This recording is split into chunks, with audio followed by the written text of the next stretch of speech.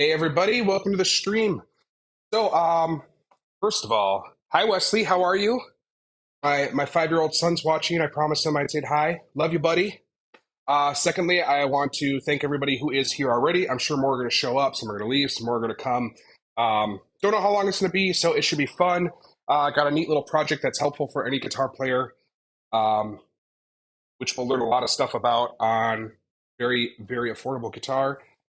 I do want to apologize for missing last week. I know last week was supposed to be like our big first official stream, and I missed it. I was very sick. You can still kind of hear maybe there's something in the back of my throat. So you'll hear me clear my throat a lot, and I apologize ahead of time, and probably some sniffles and some coughs here and there. But feeling much, much better.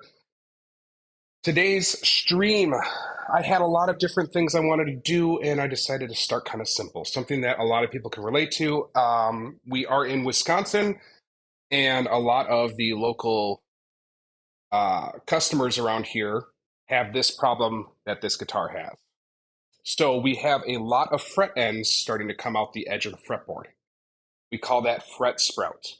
If you've ever played a guitar and you have that fret sprout, go ahead and comment in the chat there. It's a pain in the butt. It sometimes even hurts and can cut you and things like that. So we're going to show you how we can get rid of that, how we can prevent it, and then we're just going to keep cleaning this guitar up and get it ready to go.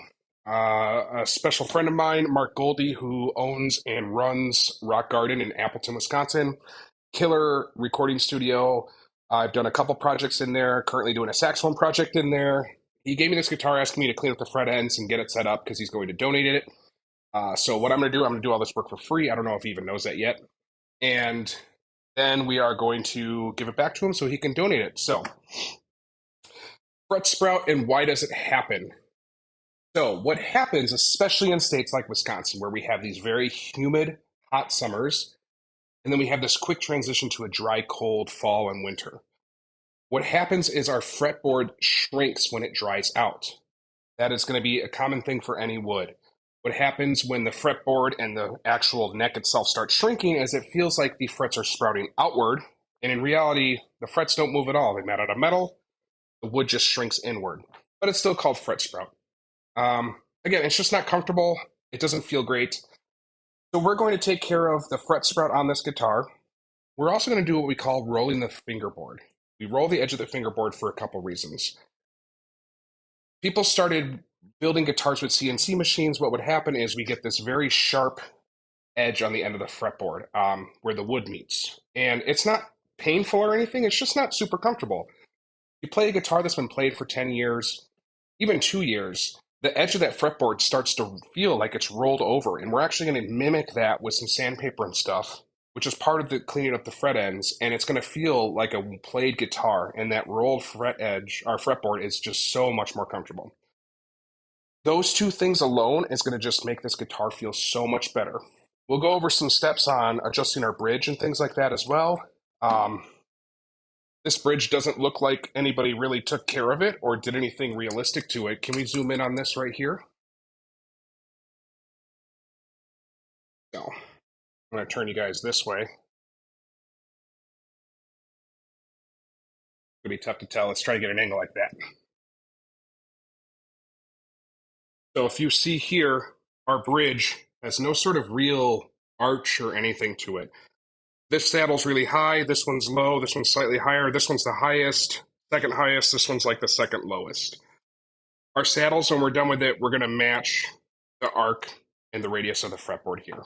So this is going to match this. Right now, it's kind of, the strings are going to go up and down and kind of all over the place. We're not going to like that at all. Not going to be fun. Let's just get right into it. We'll go ahead and start with a top down if you can, bud. So I just want to shout out to Everly for helping out with the stream tonight. And he comes in and does it for free. So big thank yous. If you guys haven't noticed, we have a Patreon now. The link is in the description. And any help we can get from our Patreons or any donations, any merch purchases, all that stuff goes to helping keep the stream alive. Whether it's microphones, cameras, we're using very high-end cameras now. As you can tell, we're moving around quite a bit and doing a lot of fun things. So the first thing we're going to focus on is going to be our fretboard here. And I'll center that for you. So again, we have these edges here that have frets coming off of it. When I run my hand like that, I actually get lines on my finger from how scratchy that is on my dry skin. So that's quite scratchy. There's a few different types of tools we can use. Run over here and grab them.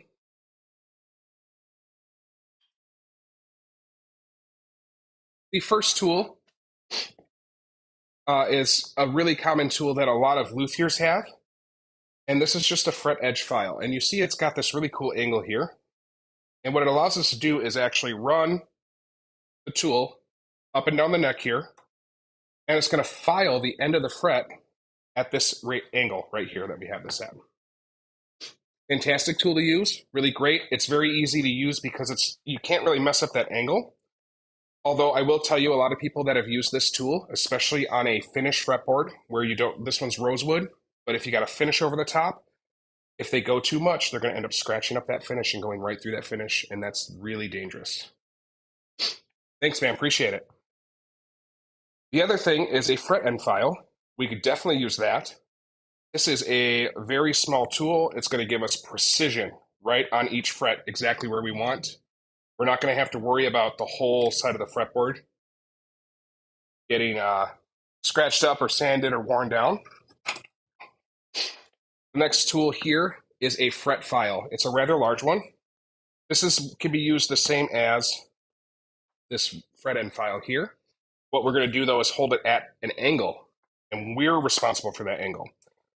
That's a good thing and a bad thing. If you're experienced, it's a really great thing because we don't necessarily want to have this exact angle every single time.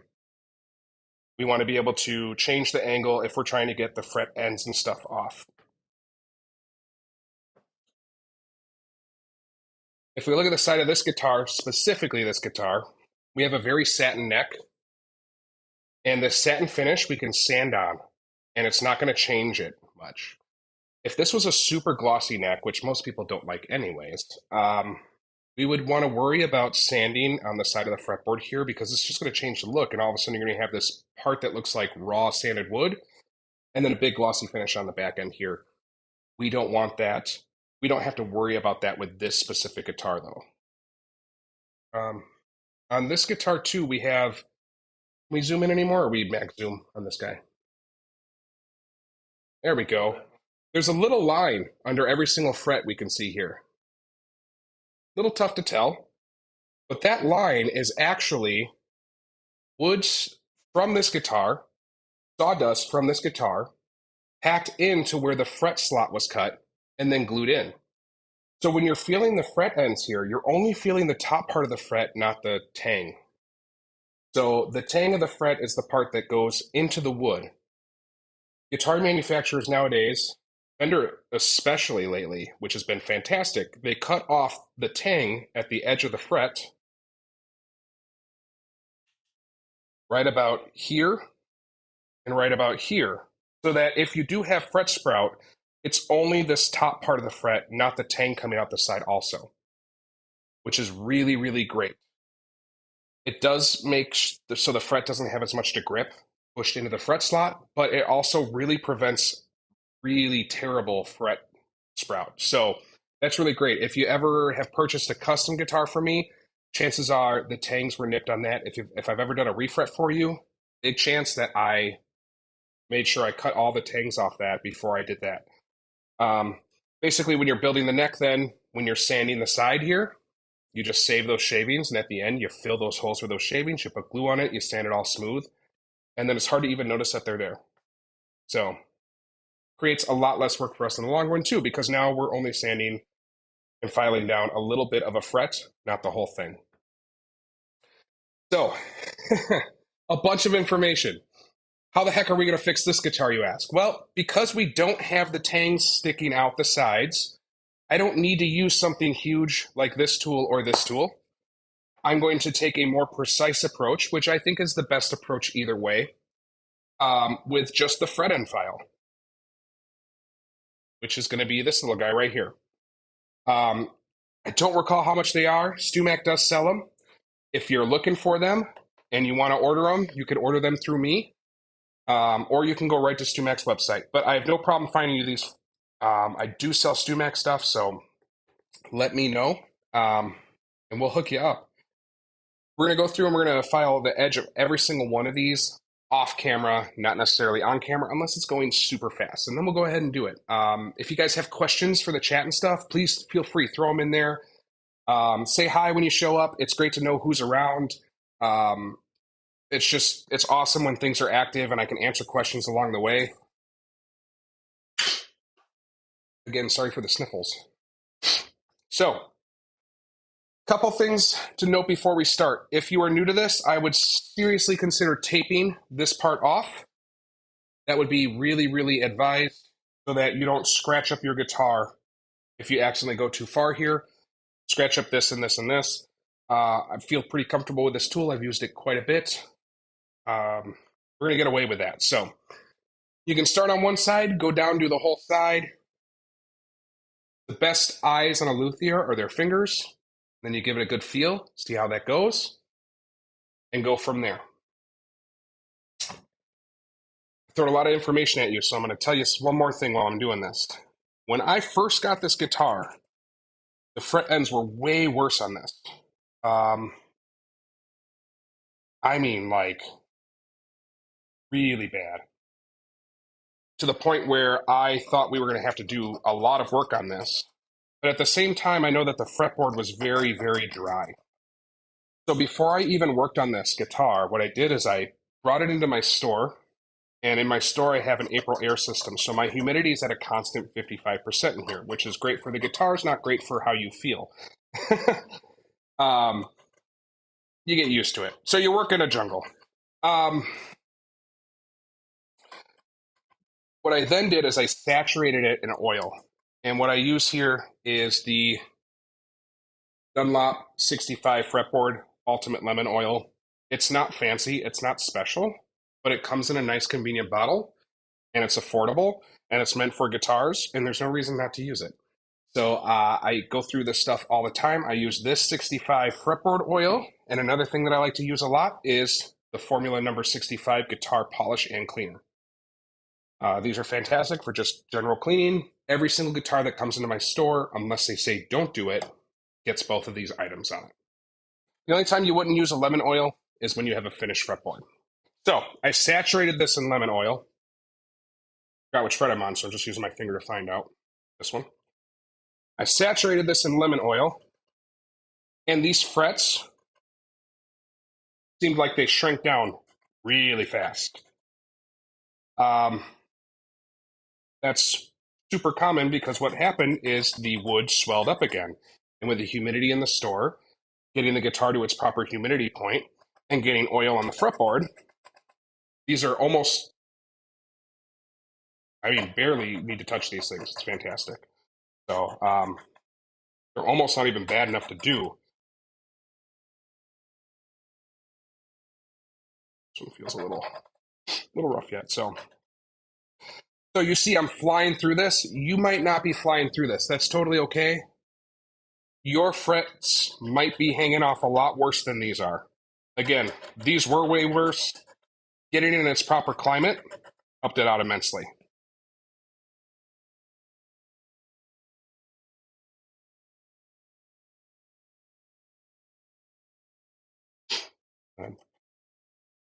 And yeah, I'm personally loving these new cameras. They have so much opportunity for like what you can do with them. There's a ton of stuff. We can move it around. We have all these cool zoom options. It's really, really great. We can set presets and stuff like that. So can we go to the front camera real quick? Sorry, I'm just so sniffly right now. Why don't we zoom in on the side of the fretboard here? And we'll watch as I do this side. Awesome. So what I do is I apply pressure with my first finger here against the fret, and then I just move this file up and down a little bit, and then I rub my finger on it to see if I can feel whether or not that's good. So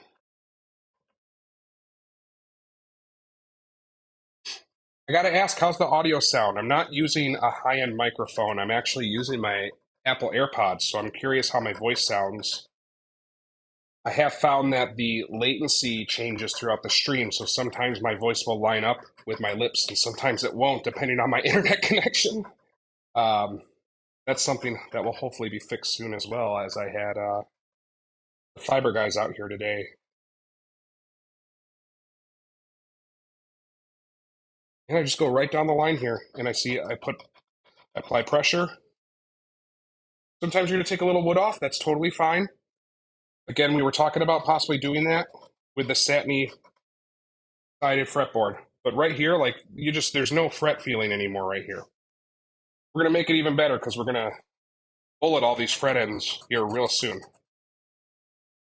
I do have a video on that. The lip sync's the only issue. Yeah, it's different every day, and Wednesday's a very lesson heavy day, so we did not test before we were able to get going for the stream. I ate about a quarter of my sub and drank 3 gulps of Powerade, and then started streaming here. So.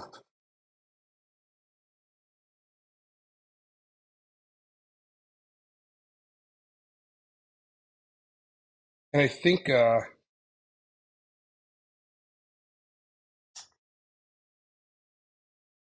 hey Kurt, hey Tony, welcome to the stream, guys. So voice is a little distorted. Okay, that's good to know. I also just have a really bad cold. Hey Tom, are you asking to play Rocket League in 45 minutes, or were you asking me to play Rocket League for 45 minutes? And the only reason why I know that is I saw a notification pop up on my phone. So, nice t-shirt. Oh, Pizza Planet, yes! My kid really likes Toy Story. I really like Toy Story too. I shouldn't blame a 6-year-old, but yeah, we got to go on vacation to Disney, and I got this at Disney, and we had a blast. So, to catch up, it looks like we got a bunch more people in chat here. So what we're doing is we're actually, I see you're busy. I'm a bit busy. But it's good to see you. I'll see you tomorrow. What we're doing is we're taking care of all the fret ends with this little fret file here. And I just got done showing everybody how to take care of that. The tangs were nipped prior to being installed. So it's just the top of the fret that we need to take care of here. The next thing what I'd like to do is actually try to bullet and round off these frets a little bit. We're not going to spend a ton of time doing this perfectly. Again, this is a cheaper guitar, and this is a guitar that's getting donated. It's also a Stratocaster or a Starcaster, so it's not the highest end, although it does have some really cool flame on the neck and stuff. So let's go back to that top view if you can, bud. All right. Get as close as you can on the zoom for me. And on the first fret here.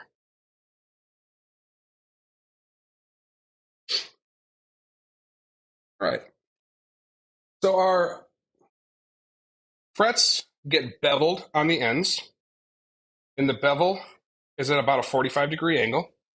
And it's about that angle. We had talked about this tool earlier. That's how we bevel our frets. We run this up and down the fretboard, and we get that beveled edge. What that does is it leaves a very sharp end. And actually, now that I'm thinking about it, let's do that front view, and let's get right up on this fret here. Please, then, thank you. We leave a very flat fret end right here. So there we go. We can see that on that camera. Are you able to zoom a little bit more? Beautiful. My buddy Everly's operating the cameras. They're brand new, so we're still getting used to how they're working, and we don't have all of the feed locations set up for just a click and move. So, first stream, slowly upgrading and slowly learning. We have this big flat fret here, and it was made flatter by me, standing it down like this. And what that means is now we have a sharp point here and a sharp point here. We can't really feel that right now because we sanded it back past the fretboard. No, we didn't put that little chip in there that was in there, so don't worry. That's not what this tool wouldn't do that to this fretboard. What we need to do is actually round these edges off. And I would use this same file again. This is our fret end file. We're going to use the same thing. The cool thing about this file is that we have a flat end and we have a rounded end. The first thing we're going to do is we're going to take the flat end and we're going to hold it up against the corner of this fret, and I'm going to use that twice. I'm just going to go like that twice. And you can see we kind of already took a little bit off right there.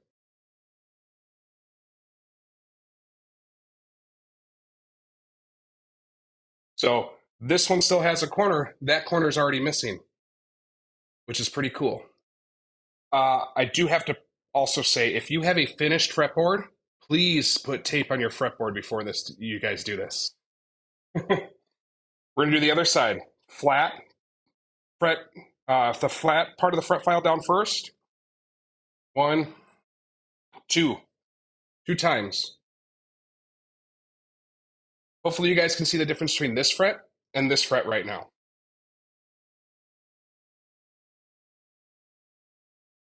So let me know if you guys are having a hard time seeing that or if that looks good. This one, we have these edges nicked off. This one, they're still on there. So we use the flat end of the fret file. Now we're going to flip it over to that round end. This round end is going to let us move around on this fretboard without damaging it. I know it looks like there's a little scratch there. I promise you, that's not going to do anything. So we're now going to take this with our round end. We're going to go around this edge right here 2 or 3 times. Now we've rounded this edge quite a bit. Big difference there. We're going to go to the other side. We're going to do the same thing.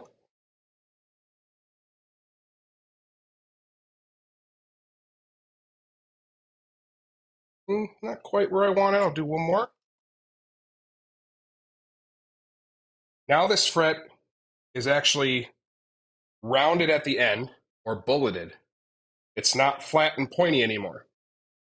This isn't where we end, but now we have to do this on all of our frets, every single one. So I'll do 1 or 2 more close up, and then we'll zoom out and we'll chat while I do the rest. It shouldn't take too long. These are actually not very bad at all.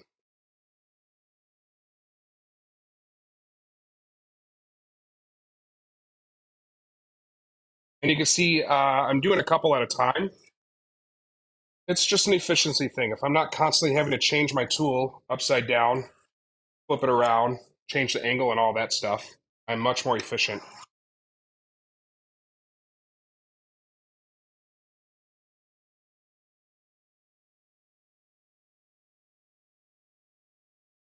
So this is a common thing that's done here at Traverse Music. We charge $40 to do this. If we have to tape off your fretboard, it's like an extra $10 just for the extra labor and the cost of the tape that we're using. But it happens quite often, especially this time of year, and people realize how much better getting that done is. So we have our flat ones, which we can very obviously see here and here and here.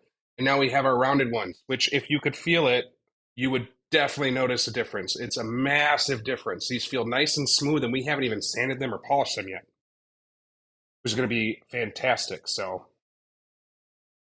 yes, less is more on this. You see how I only, a lot of people think when they start doing this, they got to just crank, especially on the flat side, less is more. 1 or 2 strokes across, you are good to go. Less is definitely more on this. I've seen people bullet these things where like you're halfway up, not halfway, but you're actually scraping off part of the fretboard because you're so close on this part. So less is definitely more on that. Let me get back out now. I'll focus on this and we can chat and stuff and do a full camera view. You have any questions, Ev?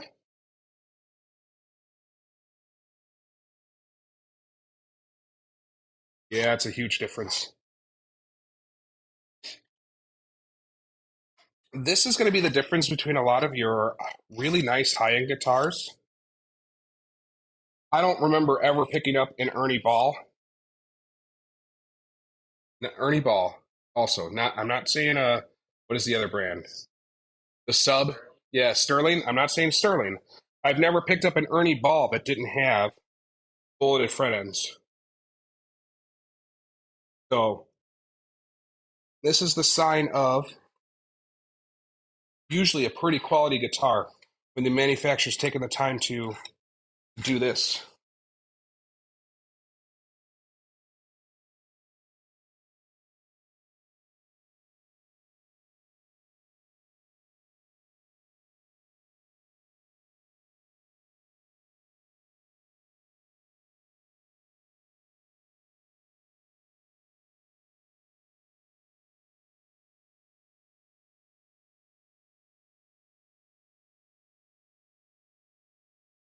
One more thing to note too is you might see a tiny little mark next to your frets when you're doing this on an open pore guitar. And that's okay. We're still going to actually do some really light sanding along this edge and stuff. The light, tiny little, I mean, really light tool marks that you're seeing, they're all going to go away. So,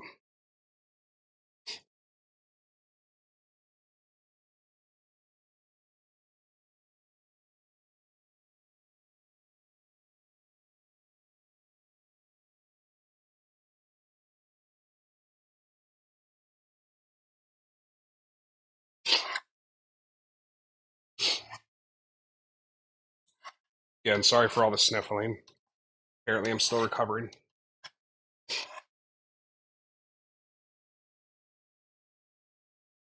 All right, cooking. If you do have a higher end guitar or you have a guitar with stainless steel frets, this fret file is not going to take off material nearly as quickly or cleanly as it is on a guitar like this with the nickel alloy frets.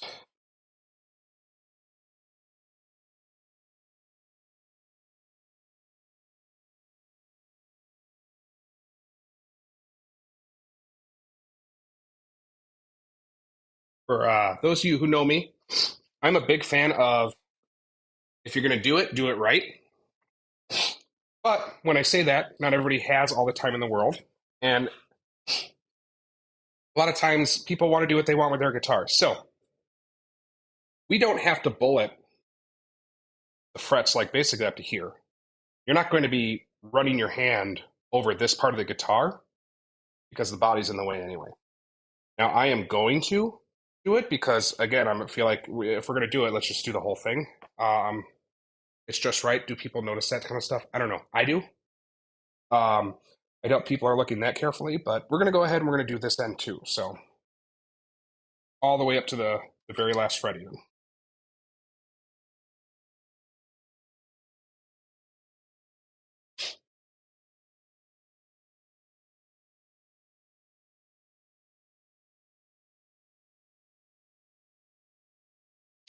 If you're wondering why sometimes I take one stroke with the file or sometimes I take 2 or 3 strokes with the file, it's all just based off how much came off on that first stroke. And I'm just looking. If I get that fret to where it looks perfectly parallel and it doesn't look like it spreads out at the end, that's enough for me, as long as it looks like it's straight. With that flatness, it looks like it actually tapers out, which it does actually, because when you're filing it, you're putting all that pressure on, you have this perfectly flat fret, and it's just going to kind of pinch out and spread out when it's sanded down and all that stuff. So we're just looking to make it go from that kind of fanned out to nipping those edges off so it looks perfectly parallel again.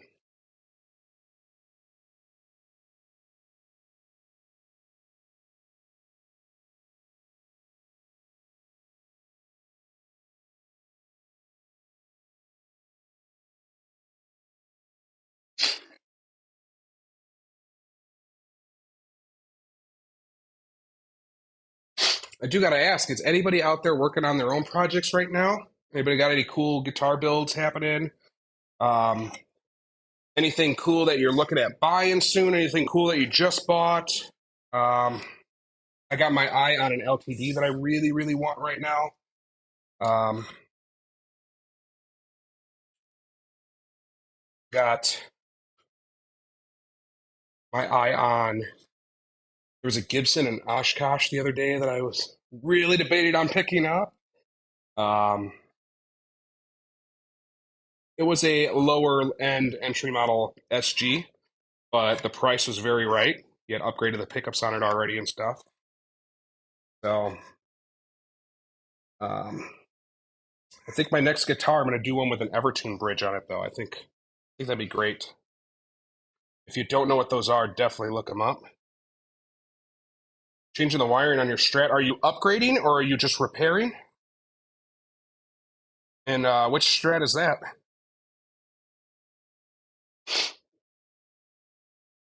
And those of you who tuned in for that impromptu small section on the fretless bass, that was Tony's bass there, who joined us tonight. That was a super fun project. I really liked doing that a lot. But we always have tons of projects going on here. I still have about 8 guitars that I'm working on right now. Got one that's giving me a lot of trouble. It's always those Fishman pickups that don't want to work, don't want to cooperate.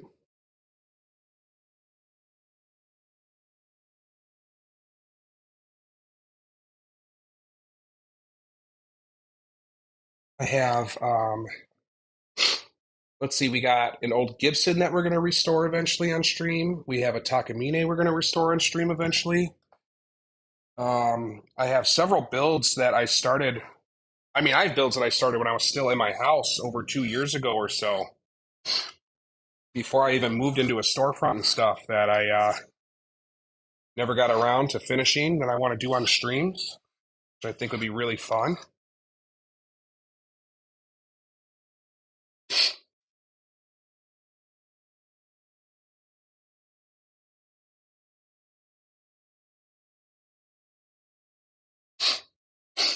It's an upgrade on an '08 Squire. Okay, cool, cool. Nothing wrong with that. I have a couple strats that I'm modding slash finishing up right now too. You got another Yamaha. No way. Um, so just like that one, but a trans. Oh, that'd be really cool. I'm excited to see that. I really do want to see that one.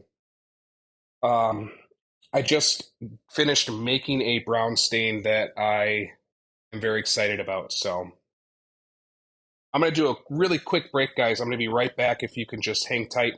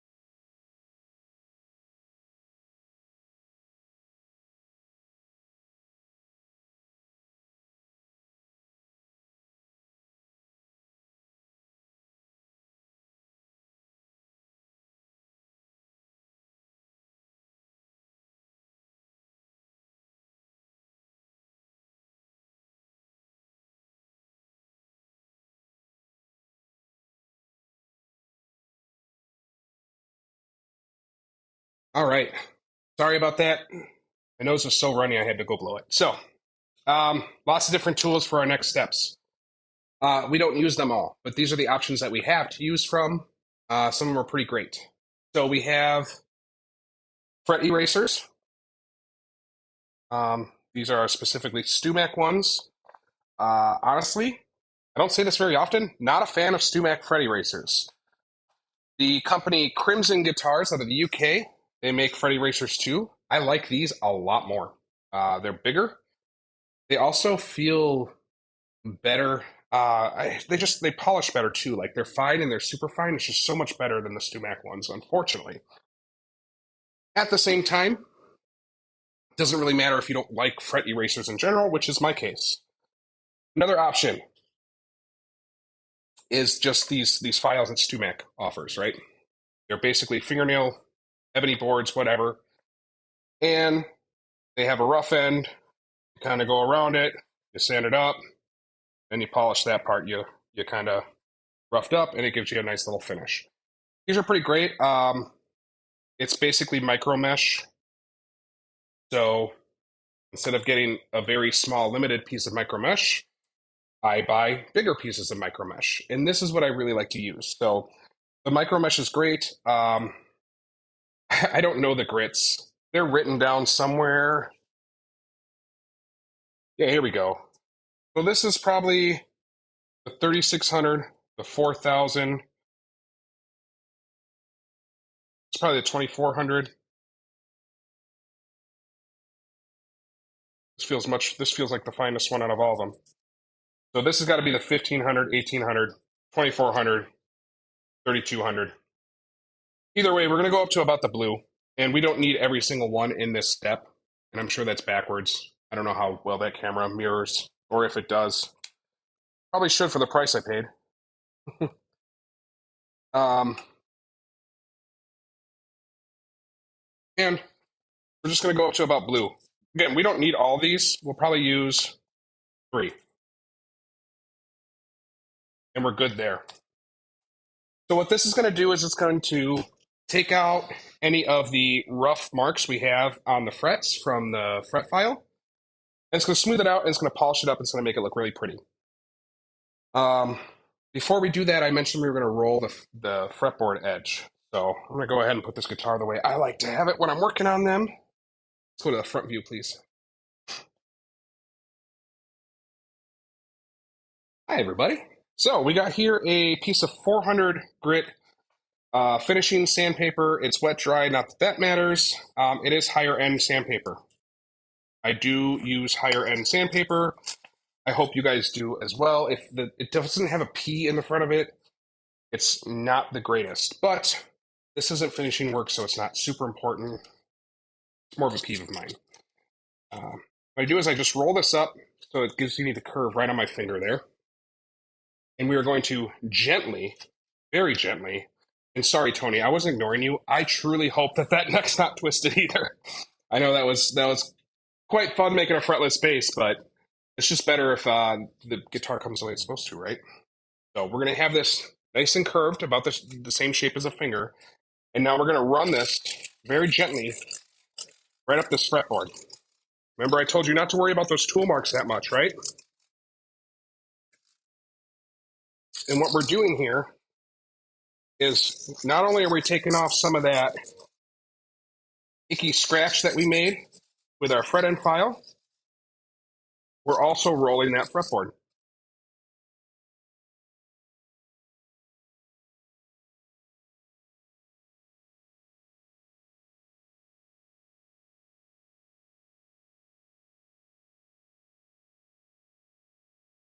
I'm going to do the same thing on the other side here. A piece of sandpaper, hold her up. I'll flip the guitar around. I'm way more accurate with my right hand than with my left hand. And we're going to be right on the body here. I'm going to turn this. I know you can't really see it. I'll go quickly, and then we'll turn the guitar back down. But I don't want to touch the body when I'm doing these frets up here.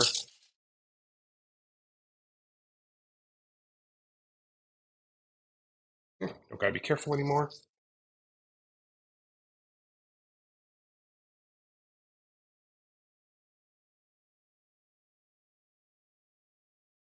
So again, this is for the fret and the fretboard. So I don't just stop when I get to this fret. I go all the way up to the nut.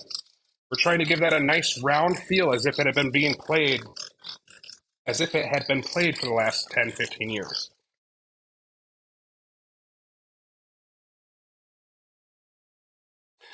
Now, at this point, you should be able to run your hands up and down this neck without feeling those frets, which is the case now. There is no scratching whatsoever on here. I still feel the frets because they're on a fretboard, but they're not sticking out past here. This is exactly what we're looking for. If you have one or two, that sometimes happens. I totally get that. So if I'm gonna, let's pretend I have one. If I have one that's sticking out over here, I can still take my fret end file to it, give it a little nip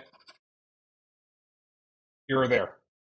If you end up having to sand off a bunch on the end, you're gonna end up having to roll that fret, bolt that fret again. No, I was actually just complaining about how much of a pain in the butt my Fishman project has been lately. I'm so sorry. I decided to stop on it today and take a breather and go, okay, what do I need to do? And just try to go at it with like a fresh mind tomorrow. My goal is my plan is to just disconnect absolutely everything and just rewire the whole thing with the last schematic I sent you. Because there is no reason why that shouldn't be working. So anyways, I mean I even plan on pulling like the pickups out and everything. So I don't know if you guys every once in a while you get a piece of gear that's got like a ghost in it. We always say it's got a ghost in it because sometimes you can see issues and then sometimes they just don't happen again. Sometimes you have an issue like I've had amps in the past where like it messes up or like makes this horrible, terrible noise. And then it doesn't do it for a year and a half and you forget that that ever happened. And then at the worst possible time, that amp starts making that noise again. So I don't know. There's a ghost in that guitar. We'll figure it out. I know we will. Um, so we did that 400 grit sandpaper. If you go too extreme on that, you're going to take off a lot of material. You saw how lightly I was. I wasn't actually putting my finger on the fret. I was just rolling it as if it was a finger and then using just the tiniest bit of pressure. We're not going through it or anything like that. But this feels so much better. Again, a luthier's best eyes are his fingers.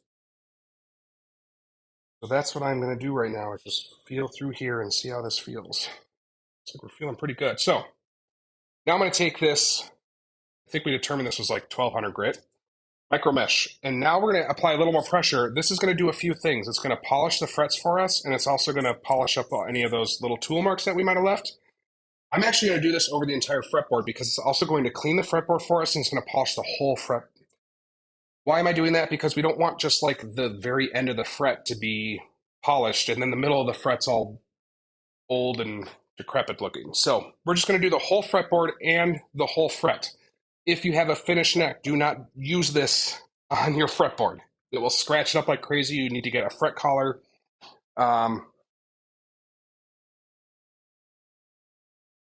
They look like this. They go right over your frets. Just like that. I put a bunch of tape on the sides of mine so they're easier to hold. And then that way you can clean off your frets without touching your fretboard. Simple as that. But there's a little bit of stuff on this.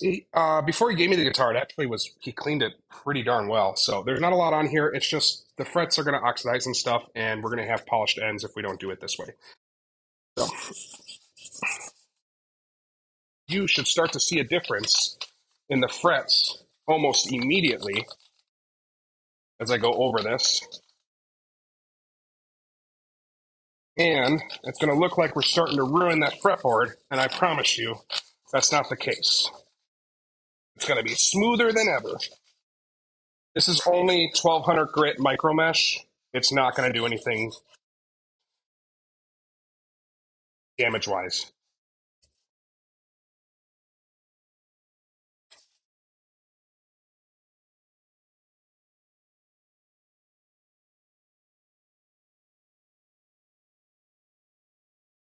Although, Barry, I did think of you in another way other than um, the Fishman pickups today, because I was on Ticketmaster looking for Blink 182 tickets, but before the queue opened up, the queue, the queue, before the queue opened, I was just looking around at other things going on, and like the price of Bucks tickets just how much they've gone up in the last few years is just insane to me. And I'm like, I wonder if Barry goes to any of these games. Like the prices, they're insane. Yeah, blows my mind. So we have no before afters. Should have taken a picture. That's what you get for doing this live, dummy. Hopefully you guys remember. We can download it from YouTube. Then we can take a still. Yeah. Then we take a still of it. Good thing my shop is so unorganized. I just have stuff laying around. Not where it's supposed to be. Makes it nice and close.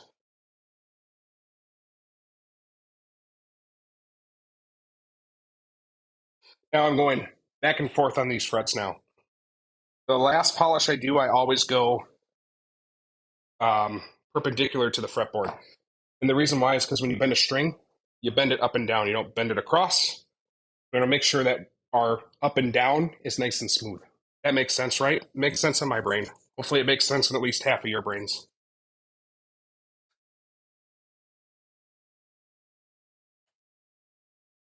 Well, I am applying quite a bit of pressure here. You're going to see that your micro mesh is going to turn black.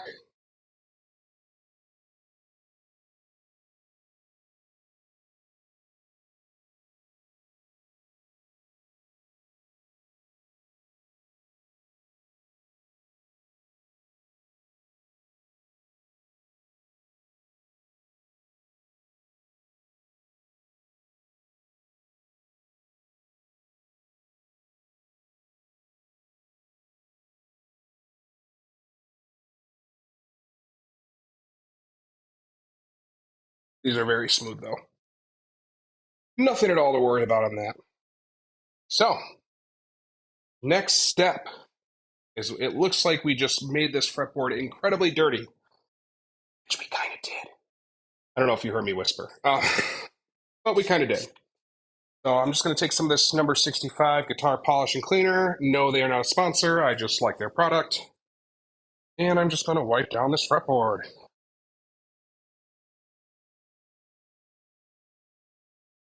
At the beginning of the stream, I mentioned that one of the first things I did to prep this guitar for getting the frets taken care of was put it in my shop, which has 55% humidity.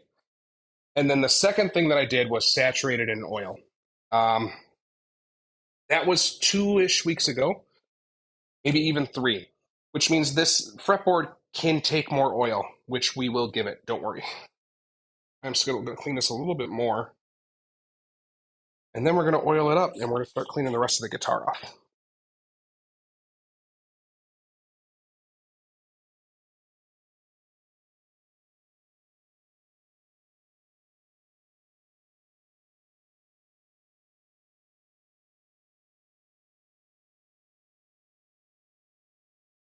All right. Icky. So, nice. Yeah, what's up?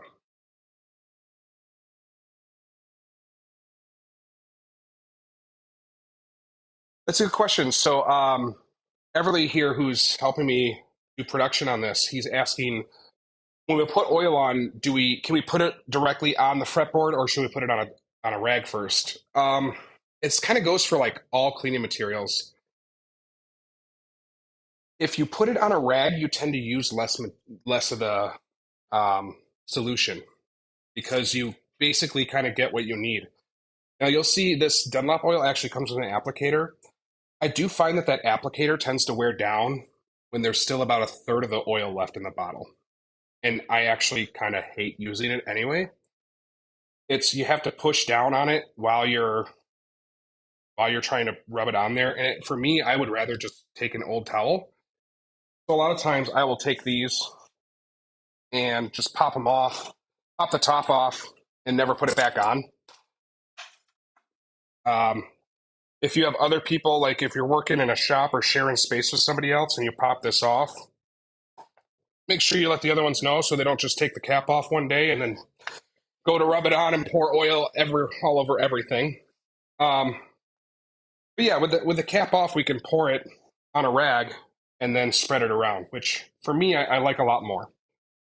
So that's what I'm gonna do. Oops.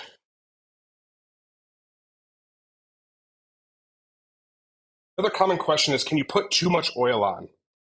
Um, yes and no. In order to put so much oil on that it's too much, I mean, that's an impressive amount of oil. A good rule of thumb is if you're putting the oil on and you leave it sit for 2 or 3 minutes and it's not soaking the oil up anymore, which if we zoom in, we'll see that this is already soaking the oil up right next to the frets all through here. Hopefully we can see that, or we can get a light shine. So yeah, you can see that right through there. Like I put quite a bit of oil on this and it's already soaking it up a lot. Like we're out of oil here and stuff already. That means that it still has room for more oil, and we're gonna go ahead and put more oil on it. Um, I don't necessarily oil a fretboard on every string change. I, I definitely do it in the winter, not necessarily in the summer. With customer guitars, I tend to do it pretty much to every guitar because not a lot of people oil their fretboards. And again, if it doesn't need oil, worst case scenario, I put a bunch of oil on the top and it just sits there and it doesn't soak in. And I have to wipe it off. And I lost 14 cents in oil and, 40 seconds of my time. So a minute for you, whatever it takes. But this is still soaking oil up, even after being in the shop here for 3 weeks and me putting oil all over it already. So these are all things that are just going to make our frets much, much happier. So let's say you got a guitar with just horrendous fret ends. Another not old, but another trick, if they're just really, really bad, is don't do any pre-treatment to it because that wood is dry, dry, dry, dry, dry. So if you sand down those frets all the way up to the wood and then you saturate it with oil and stuff, the fret ends are going to actually expand slightly past that fret, and it's going to take a long time for your fret ends to come back. Um, Not necessarily a good thing unless, again, A, if it's a cheaper guitar, B, if they're just horrendous and you don't want to ever have to do it again or worry about it. That is just a really good, easy way to do that. We're still soaking in oil. That's awesome. I'm going to put one more big glob of oil on there, and then we're going to ignore it, and we're going to talk about other parts of the guitar that we can mess with to get this thing playing well.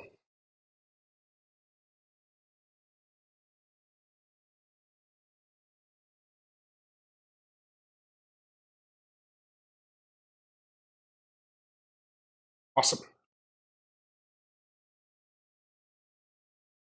That back on before I make a gigantic mess, and you guys are on a we'll be right back screen for 10 minutes. Let's go back to a front view, please. I am going to disappear for a second.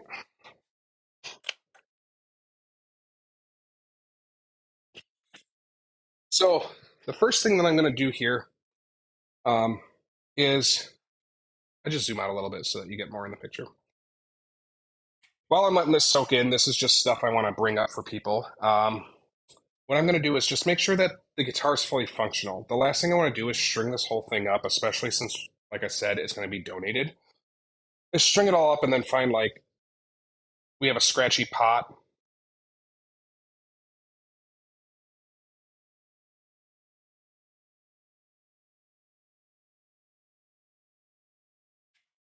Or a non-functioning pot.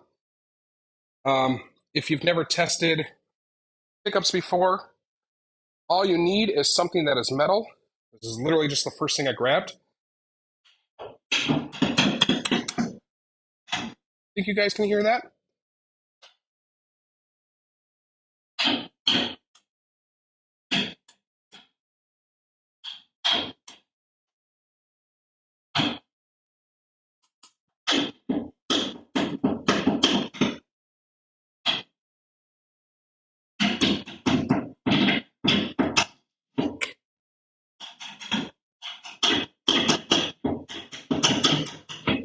So what I'm doing there is A, I'm testing to make sure that the switch is working in every single position. which it is on these cheaper strats. I don't know if you could hear it, but there was a little bit of bleed through. So when when I'm in the middle, I get a little bit of bleed through of this in this pickup. It's pretty common. This one was way, way, way louder. Um, when I'm here, I got a little bit of bleed on the middle, I think. It's so quiet that it's almost not even noticeable. You're still going to basically just hear this, which is great. So all this is functional. Volume worked, tone worked. If you could tell, I was tapping this, waiting for it to get a darker tone. And then it got brighter. So the tones work. They move easy enough. They're not scratchy. They're clean. Wiggle the jack a little. You should be good to go. It seems to be functioning. So if you have pickups that have covers on them, like the chrome covers and stuff like that, do not tap on those with a piece of metal. You're going to put like dents and stuff in them. If they have the screws, what you can do is take a very fine screwdriver and tap them gently on the screw. Otherwise, you're going to leave little marks in all that. So you take a screwdriver like this, and you just tap on the screw of the humbucker or whatever that's covered. If you have to tap on something with no screws, you see it really takes very little to make a noise. So up here on the tuners, let's turn this off. Go top down again, bud.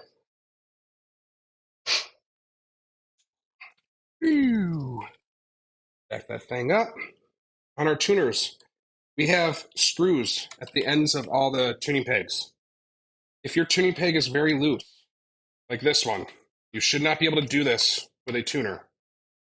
Shouldn't be able to flick it half a turn. So you want to tighten that ever so slightly. And again, it's going to be hard to do on a side. I'm not going to do it on the side. I don't want to drop the guitar. So I'll do it here now that I showed you guys.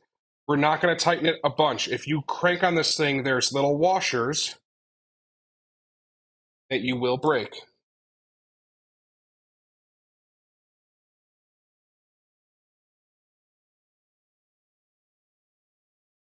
I'm barely moving these.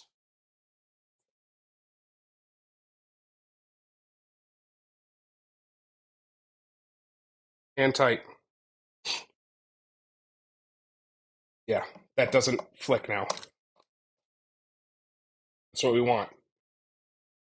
Again, if you over tighten it, you're going to destroy that nylon or plastic washer that's right in there. A lot of times there's rattling on tuners. A lot of times it's just a little actual peg coming through the middle.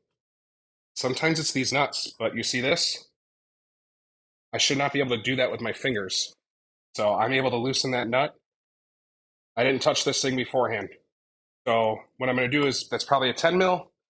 Take a 10 mil wrench to it, and we're not going to over tighten these, because if you crank too hard on these too, you could actually crack your headstock. But just tight enough where we're not able to get it by hand. Tighten it to hand. Snag it on there.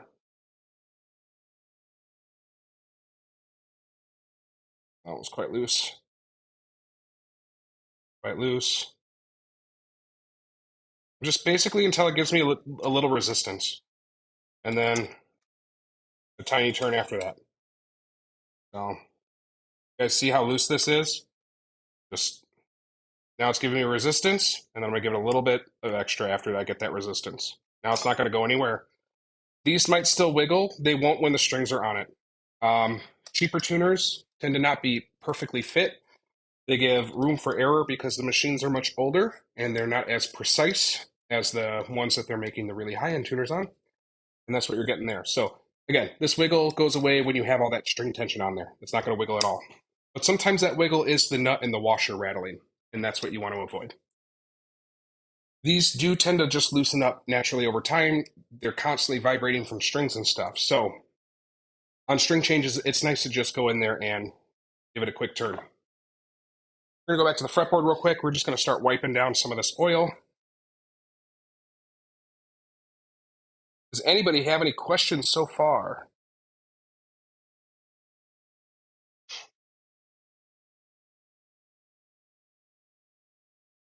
I'm now wiping the oil off the back of the sides because that can be very annoying when you're playing.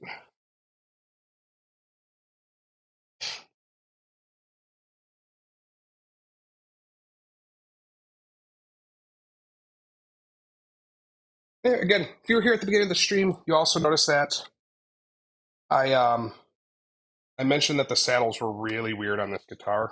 They are. Um, so we're going to go ahead and adjust that. What I'm going to do is I'm going to raise these saddles up higher than they should be, higher than we hope they should be at least, basically to where the screws for each saddle are barely sticking out the end, just a little bit.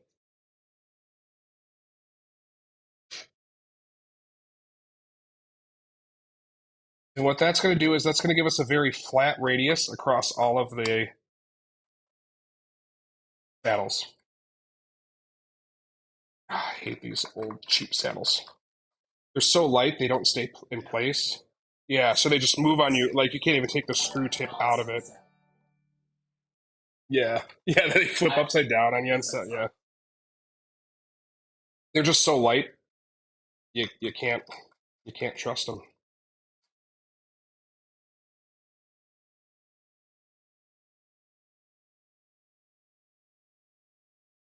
Right.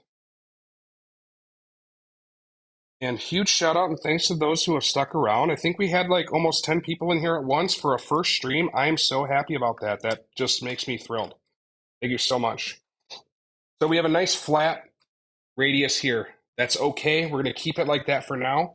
We're not going to worry about it. Again, we're going to do kind of a very quick and can do it at home setup. If you were to bring your guitar in for a setup, I don't just eyeball these. I actually take out radius tools and I make sure that the radiuses match the fretboard and stuff exactly. But you probably don't have those tools at home. So we're not going to do it like that. This would just be a Allen key. In case you were wondering, I just wiped down the oil off the fretboard a little bit more. And now we got very fast, great frets. Let's get a zoom in on the side here so we can see this bulleted fret when it's all polished up here.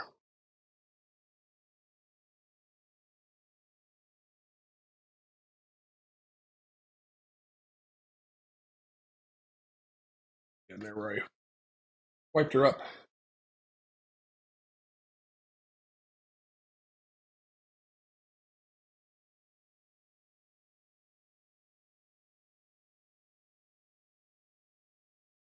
And you can see here, a lot of this is nice and round and smooth now.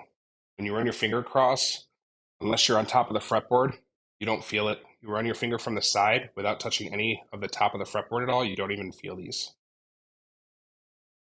Oh. Hey, we got somebody from Ohio. Welcome. Life After Army. Been there, brother. Been there. Can relate. For those of you who don't know, this is a veteran-owned business.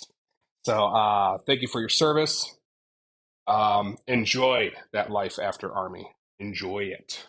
So, so yeah, this is what we have after we've bulleted those fret ends. A lot shinier, a lot smoother, and we can't feel them at all, which is fantastic. So, start to get this thing strung up. And thanks a lot for stopping by. If you don't mind me asking, Life After Army, how'd you find the stream?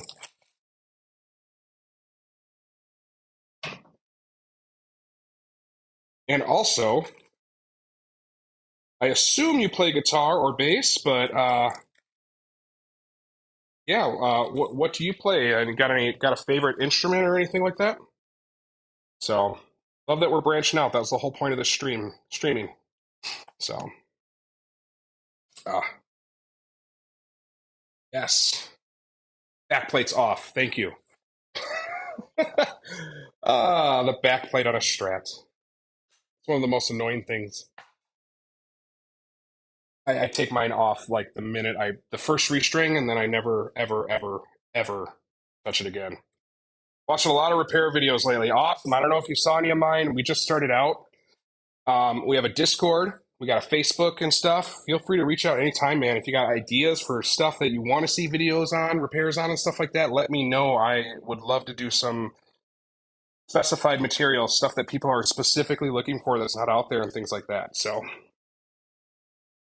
um, Traverse Music used to be a full retail store for the last 2 years. And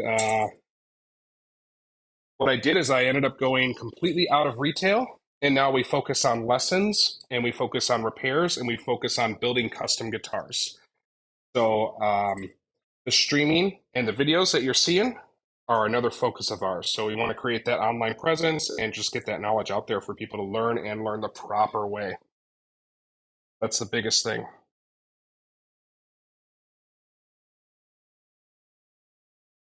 So a little bit of everything. I completely feel you on that. I just got done telling everybody that I was all stratted out and I hadn't been playing a strat for like a year and a half or so. And then I started playing I played a strat for like 5 shows in a row suddenly. And now I'm like, oh, I think I'm going to do another strat build. And by the time I'm done with it, I'm not going to want it. I'm going to want an SG or I'm going to want to, So I did gig an SG the last couple times. I gigged an Explorer last time. That 2001 Korean Explorer with the switch that didn't work half the time. I'm up on stage playing, and then I switch my switch over from treble to rhythm, and it just didn't work. And I look at the sound guy like, "What'd you do?" He's like, "I didn't do it. Come on, get in your hole, strings."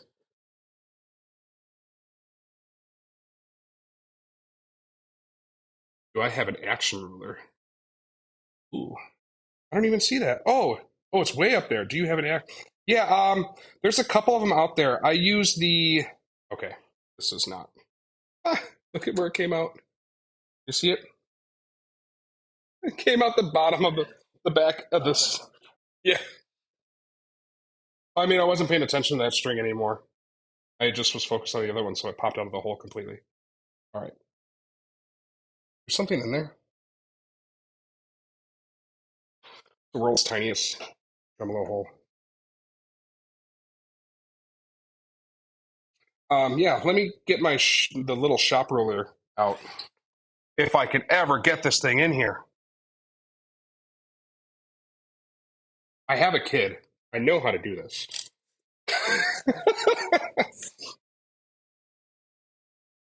All right. This is my favorite ruler. First of all, this is the ruler I see most people with. These square ones. Um, they're okay. I use this again. I'm a Stumac. I keep going back to Stumac. This is a fantastic ruler. It's their little shop ruler. It's like $32. It's extremely precise. It fits where I need it to fit. I can do 12th fret. I can do all that stuff. The downfall, the only downfall is that it doesn't have the height measurements along the side on both sides. It's only on the metric side. But this is a fantastic. I'm sorry, on the US standard side. But anyways, this is fantastic. I love I love using this thing. It's extremely accurate. Um, I don't know, not much else to say. The fret ruler or the string height ruler is great. The reasons why I wish I had it. Yes, I'm building a hardtail right now, actually. So I think I decided we're putting Fishman Fluence single coils pickups in that thing after I'm complaining about Fishman pickups. No, I'm building a blonde Stratocaster body. It's a pre-made body, so it's not a full custom build. I did not make the body or the neck; they're both factory made. But I got a really good deal. All Parts was selling them, so I snagged one. It's a really great looking body. It is a hardtail. Can't wait to put that together.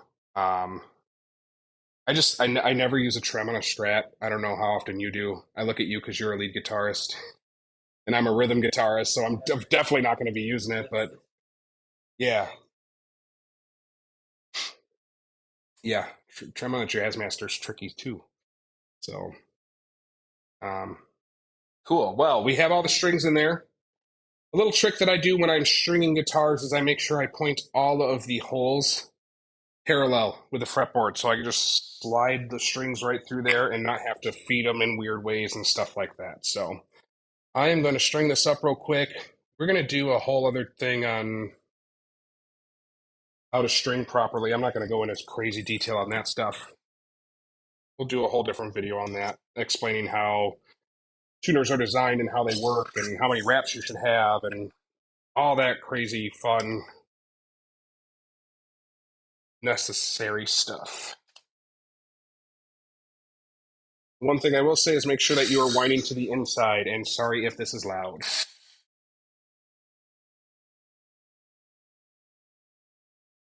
Nice. Couldn't even hear it. It wasn't even getting picked up. That gate is for real, though. The gate. So, you never use the trem either. Yeah, I mean, I don't know. I know there's people out there that do it, um, and I'm more than happy to set them up so they're really functional. They're just, man, the Floyd is the best trem system out there. I don't know. Like, it just, hands down, it's going to function the best. Yeah, the Floyd, a properly set up Floyd Rose is going to be the best tremolo system you ever use, and that's just the way it is, and that goes for Bigsby and the Strat trems, and nobody's figured out a better way yet. Um, I don't know. We'll see. I got my eyes on a guitar with an Evertune bridge in it. I know it's not a trem system. I really, really want to get it. I'm just so mesmerized by the fact that I can bend the string and it not go out of tune. I gig in Wisconsin weather. So there's shows, especially in the fall, where we're playing at 5 o'clock and it's 80 degrees, and then when we're packing up, it's 50 degrees. Something like that, I feel like would just be killer, killer gig guitar. Mm. You hear a buzz too.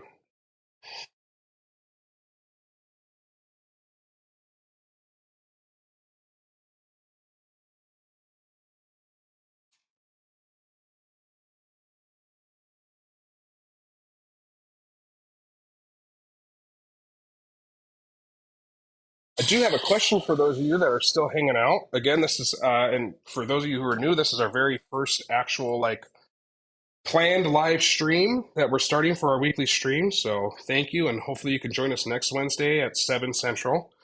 Um, Still got a few minutes to go here for sure, but um, if you hit that like and that subscribe button, you'll get notified when I go live, which would be awesome. And you can also check out my other videos; you'll be notified when those go live.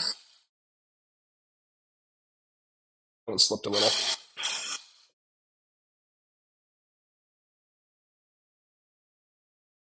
If you're wondering how you can support the channel, there's a Patreon link below. There's merch links and stuff like that, so that's great. Holy cow, best investment ever is a screwdriver, an electric screwdriver, not a drill, and this little connector here. Um, Fantastic. I mean, saves me so much time. Wish you had some spotted cow. Um, this is rechargeable also, yes. Yeah, yep, these are rechargeable. It's just a micro USB. I have two of them at all times. Actually, two different brands too. This is the Tack Life, which I think is the thing that pops up on Amazon, and this is the Skill one, which also I think was an Amazon purchase. Both of them are fantastic. Um, I don't know. I haven't had any of them ever break down on me. I just have two in case one's dead. And the minute one dies, or the minute I charge one, the minute that one's charged, I automatically charge the other one just to make sure there's always one being charged. Because winding, there are days where I probably string 8, 9, 10 guitars even sometimes, and holy cow, that would be awful. So, wish you had some spotted cow. Man, I wish that you were swinging by so we can show you like really good Wisconsin beer. Because if you think spotted cow is good, you should wait until you get some of the like really cool local breweries and stuff. I used to be a big Spotted Cow guy also.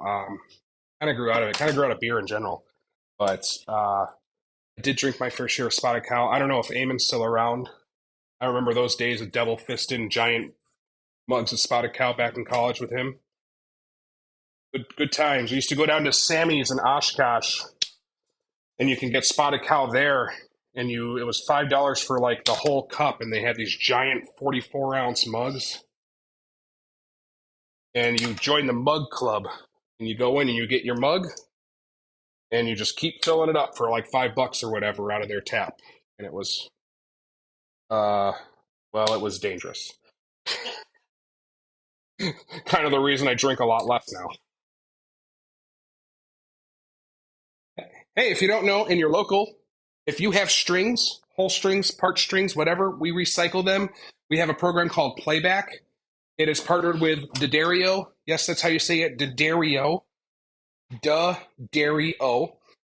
So we partner up with D'Addario and we save them all up and then we ship them off to a place that specifically specializes in recycling guitar and instrument strings. So they're going to get recycled for real, not just, your city recycling.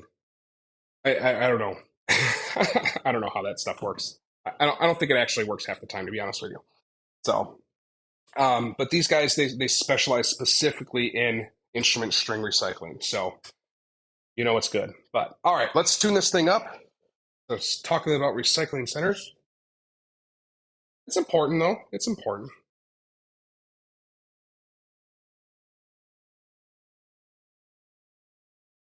Also, you don't have to buy your strings here to drop them off. Um, I will take them for free. I am much happier to take care of the earth than get your $7 sale for a pack of strings. It's the least of my worries. That's what's feeding my kid at night. I should probably come up with another business model, huh? All right. So, our neck is actually just really darn straight. It's got a little bit too much of a bow, so we're going to add a little relief there. Another StewMac plug for no particular reason other than it's another tool that I absolutely love, which is the StewMac truss rod tools. If you have a normal Allen key, getting it in here is awful. With this big long one, I don't have to adjust the screws or anything. I do have to grab the right size. Stupid Starcaster.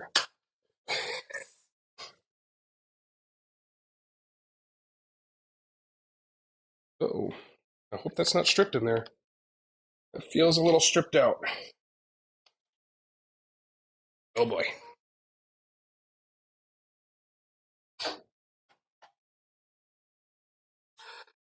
How does that happen? That is a good question. So a lot of times these get stripped out because people put the wrong size Allen key in them, and then they keep turning it, and if it's too small, it breaks off those corners that the right size Allen key is supposed to fit on. So even though we do have the right size Allen key right here, it's not catching.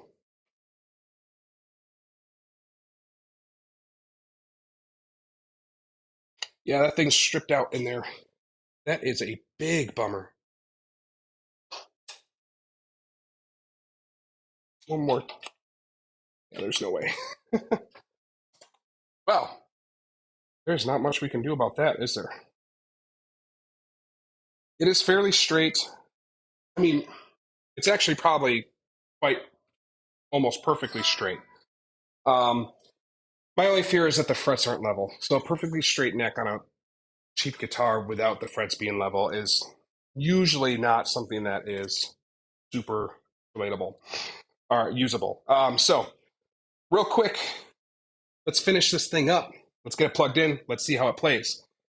I talked about doing the radius on that on the saddles, the same as the bridge. It's going to be the same as the nut. So we're going to kind of just rough that in. We have it perfectly flat. All we're going to do is kind of bring down the ends. You're going to find that your low E string probably is going to have to sit a little higher, just because it's bigger, especially on a neck that you can't move. So I'm going to drop this E string really low right away. I want to get it nice and low as I think it can be played comfortably. I am going to put my tuner on it.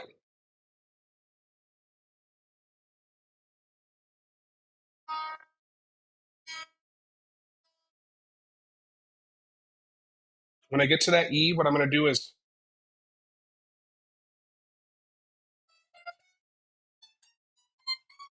I play every single note going all the way up the fretboard to make sure that I don't have buzzing.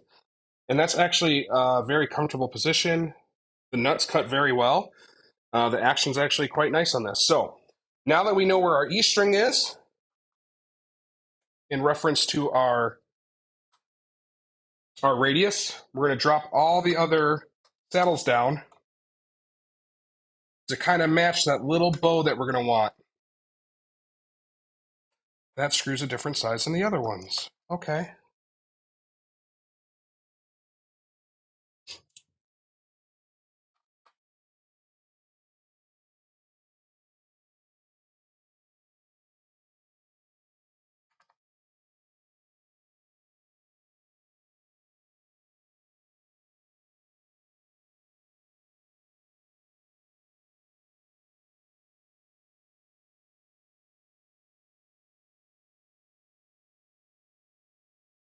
This one's a little too big. Hold on. We'll make this work.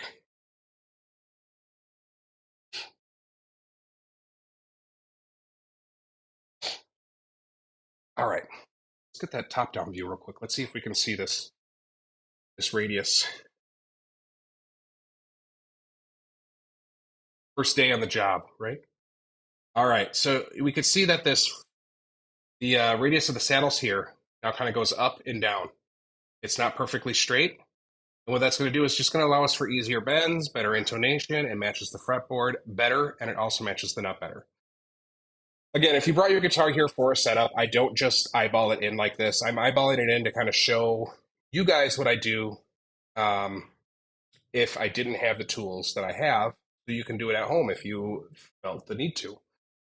A lot of this also is personal preference too. Some people might like a certain string higher. Like some people might really chug a lot on their low E, so they can't drop the low E lower or perfectly in line with that radius. You have to have it higher so that they can hit that. There's some people that are very heavy-handed players. They strum very hard, so their strings vibrate at a much wider um, wavelength. So they tend to hit the frets more often, things like that.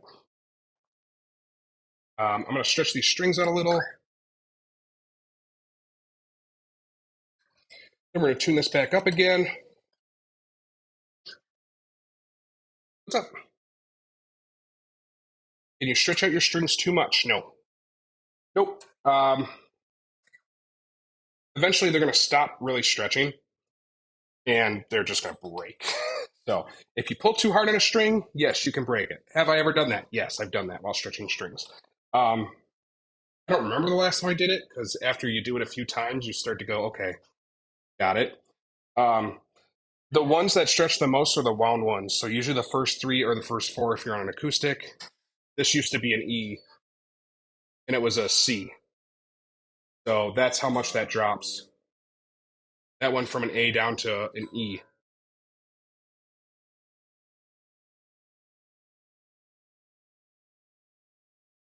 So if you do stretch too hard, it will break for sure. In case you guys are wondering who I'm talking to and stuff, I'm just replying to my producer. Is that cool? I call you a producer. I think isn't that technically what it is? Oh, we got to get you like a little. We got to get a little producer title for you in like a credit roll or something like that.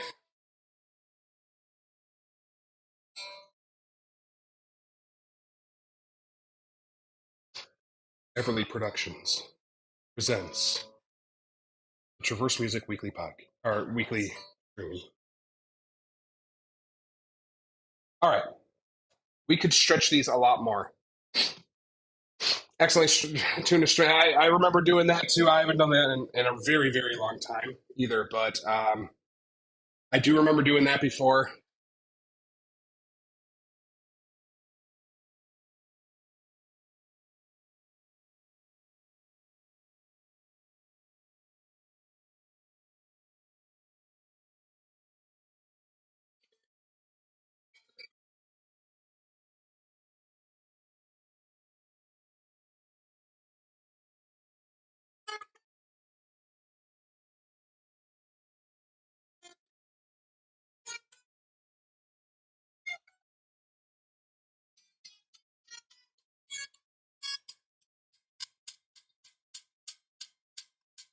That's a dead string. That's a dead fret, I mean. Little higher.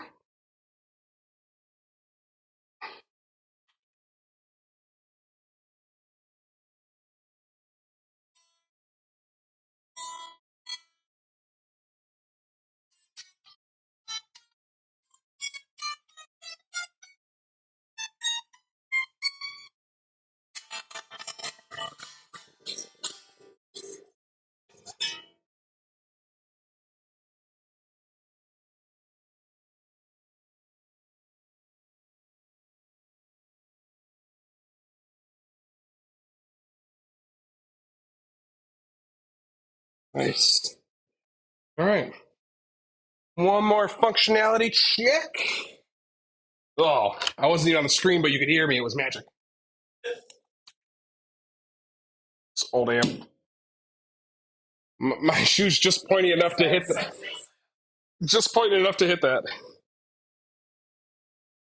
Oh boy.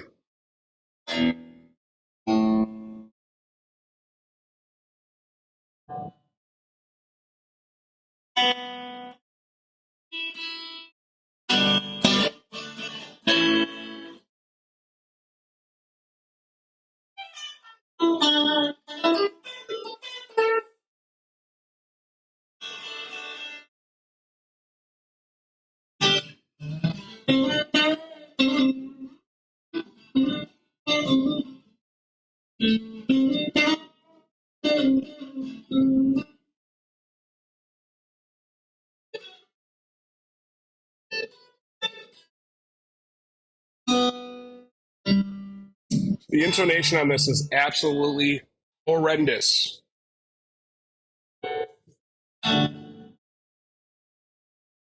Let's fix it real quick. Let's fix it real quick. All right. Can you do intonation at home? Absolutely. It's just never going to be super precise. So we're going to do a really quick, really quick lesson on this because the idea for the streams is to be about an hour and a half, and we're at that point. So your saddles have a screw in the back of them, and when you tighten that screw, it pulls the saddle further back, which then lengthens your string. If you unscrew it, it pushes the saddle forward, which then shortens your string. I was talking pretty quiet, so I'm not normally that quiet. So thanks for letting me know. I appreciate it. Um, the gate's really high because I have a bad sniffle right now. So, and I'm breathing heavy out of my mouth, and I don't want to sound like a mouth breather while I'm on the stream. So it is higher than it normally is. But I do really appreciate you letting me know that. Um, so the longer the string, the deeper the note, right? If we shorten the string, it's going to go higher. Kind of like if we push here, it's only vibrating from there to there. That's common. So I'm using AirPods, but I'm also using a gate through the streaming app. So, oh, it's yeah, the guitar. Yeah, I didn't mean for you to be able to hear the guitar super well. It's because of the AirPods. If I had a condenser mic set up right now, that wouldn't be the case. But we're just not quite there yet. We don't even have our first Patreon yet, so we'll get that, and then we'll get a condenser mic for a room mic. um, so anyway, so what we need to do is we need to figure out about the distance for the strings and where that saddle needs to be. Again, if we loosen that string, we're gonna the saddle's gonna move inward, so we're gonna make that string go higher pitched. When we tighten it, it's gonna pull it back. It's gonna go lower pitched. So what we do is we play the guitar. We get a perfect E on the tuner. Then we're gonna play it up 1 fret, or on the 12th fret. Now that E is almost spot on. It's just a little sharp. I also do the 15th fret to see where that note is. So that'd be a G on an E. This one's actually pretty great. That's not the one I was concerned about. Here's our B. It's right in tune. Our B is very sharp already, if you heard that.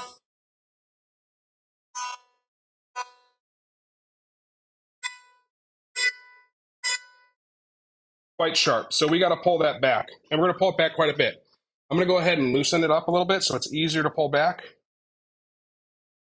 That sucker's going to go back a bit. We do a top down.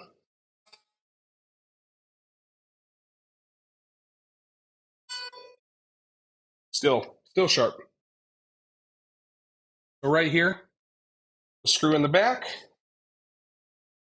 and because it's sharp, we want to lengthen the length of the. We want to make the string longer. So I'm tightening the screw to pull that saddle back, tune it back up to a B.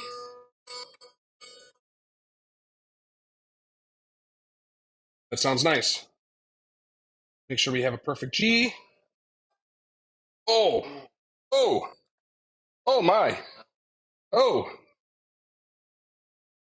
can't donate that. That was so sharp. That was bordering G sharp area.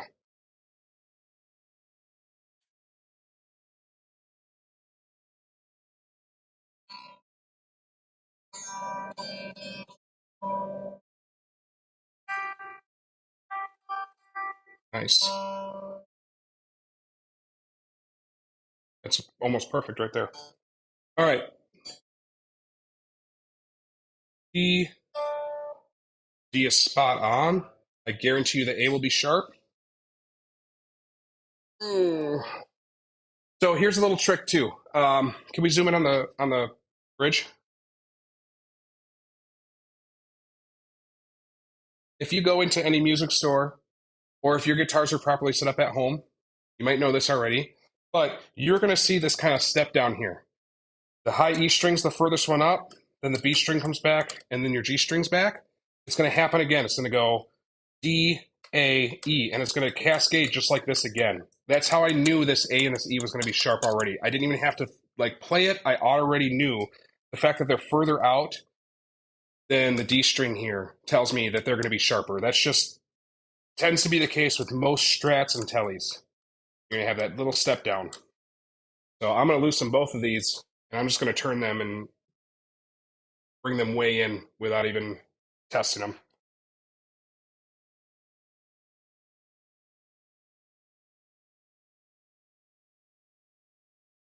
Another tip, if you're using a screwdriver that does not have the nice soft plastic stuff on it, if you put a rag down, that will protect the surface of your guitar. And if it's not too shiny from the lighting, you can see how much of a difference this is. This E string was all the way out to here. I'm not exaggerating. It was way out here. We pulled it all the way back to there. That's going to be way closer. So let's get this A tuned. Nice.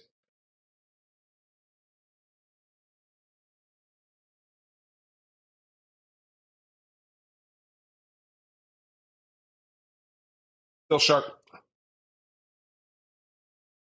We're almost maxed out on that spring, but I think we'll have enough. Just enough.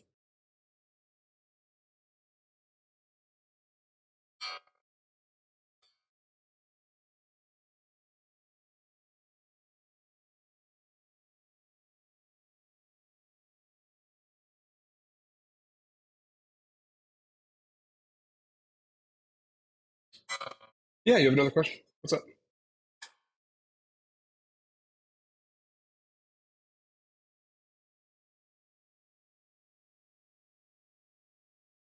So Everly asked, he asked if this spring gets so scrunched up that you actually can't bring this saddle back any further, what do you do? So you can actually loosen the string up, unscrew that screw all the way, so then your saddle and your screw and your string are going to fall off. Take that spring. This is just a very large version that's meant for a pickup. Take this spring and cut it in half and put it right back on. And then you're gonna be able to squish that down even further. And you still have that spring, which is a necessity for that part. Those springs aren't hard to get in case you do end up cutting it too far, or whatever the case is. Also, if you cut it too far on one side, just use the other side, right? So remember, you just made two springs.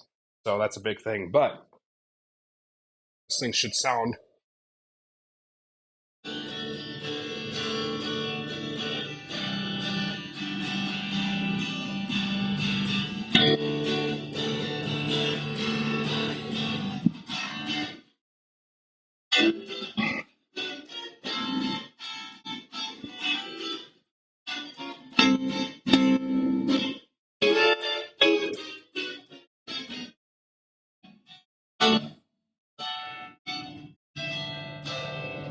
I don't know if I'm going to get copyrighted if I play an actual riff. So I'm like sitting here like, I don't know what to do.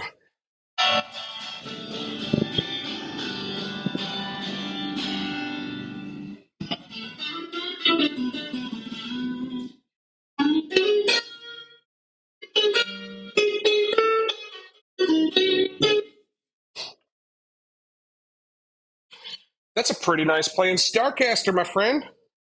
Sounds like crud through this $14 amp, but